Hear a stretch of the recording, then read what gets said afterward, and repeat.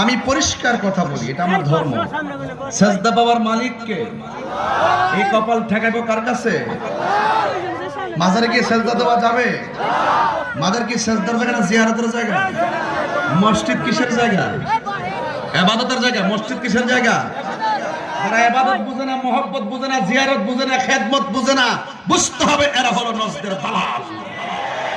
কথা বলেন ঠিক কিনা বলেন? আমি এত সুন্দর কথা বলি, আমার কই মাজার, তার মানে বোঝা গেল ডাল মে কুছ খালায়।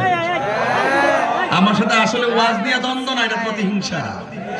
যে ছেলেটা একটু আগায় যাইতেছে, যেখানে যা লক্ষ লক্ষ মানুষ হয়, কোনো দল বিদল নাই, সব শ্রেণীর পোলাপান চলে আসে, তাকে কিভাবে একটা ট্যাগ লাগিয়ে থামিয়ে দেওয়া যায়? ট্যাগের রাজনীতি তাহিরি করে না, তাহিরি নবী না ওমর প্রেমের দালালি করে। কথা বলেন ঠিক কিনা?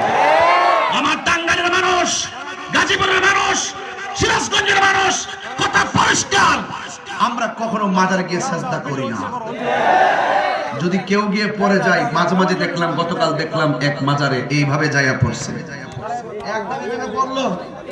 আমি তথ্য নিলাম, জিজ্ঞেস করলাম লোকটাকে, তার পরিচয় লোক, হুজুর এই লোকটা হিন্দু। লোকটাকে অন্য ধর্মের লোক, ওই যে খাজা গরিবের আমাদের দরবার থেকে বহুত হিন্দুরা চাদর লয়ে যায়। এখন হিন্দু গিয়া পড়ে গেছে এইভাবে, সে কেন পড়ছে, কারণ কি, এটা চালাই দিছে আমাদের নামে।